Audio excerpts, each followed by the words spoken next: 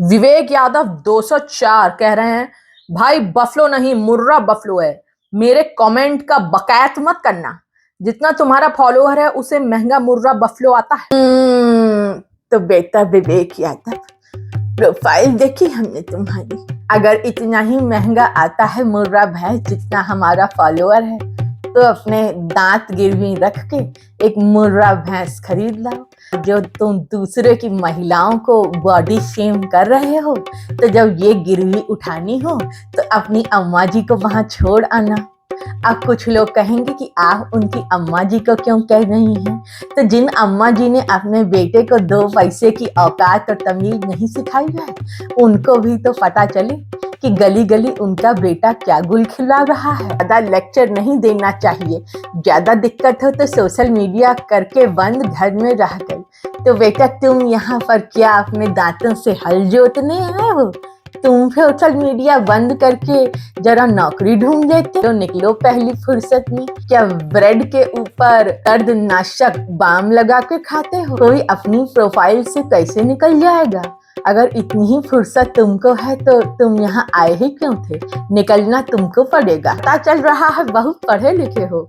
अच्छी बात है, पता चल रहा है, क्योंकि तुम जैसे लोगों पर अपनी पढ़ाई लिखाई क्यों खर्चा करेंगे? जहाँ काम होगा वहाँ खर्चा करेंगे। साहब किसी को लिखते हैं भाई खुद का है, 4 रूम है और 2 बाइक है। 4 रूम है मतलब कहीं तुम उसको 4 BHK तो नहीं कहते हो, और 2 बाइक को कहीं तुम 4 व्हीलर तो नहीं समझते हो। उखाड़ लेना जो उखाड़ना है।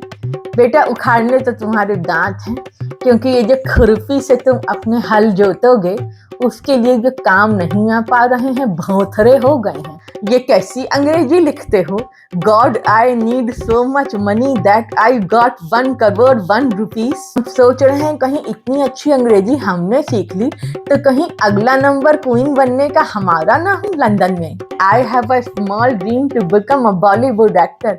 इसीलिए हमने तब सोचा है कि हम अपना बोरिया बिस्तर बम्बई से समेट के वापस कानपुर चले जाएं। कानपुर में रहेंगे। दोस्तों वादा कीजिए आप लोग हमको शाम को बनारसी में चाय जरूर पिलाने ले जाएंगे और एक आध कोई छोटी मोटी नौकरी दिला देंगे, क्योंकि ऐसे महान कलाकारों के बीच में तो अब हमें काम क्या ऑडिशन तक नहीं मिलेगा। अब हमने सोचा है कि हम अपना सपना बंद कर दें, क्योंकि अब किसी और का सपना चालू हो रहा है, और वो सपना है विवेक यादव का बॉलीवुड एक्टर बनने का।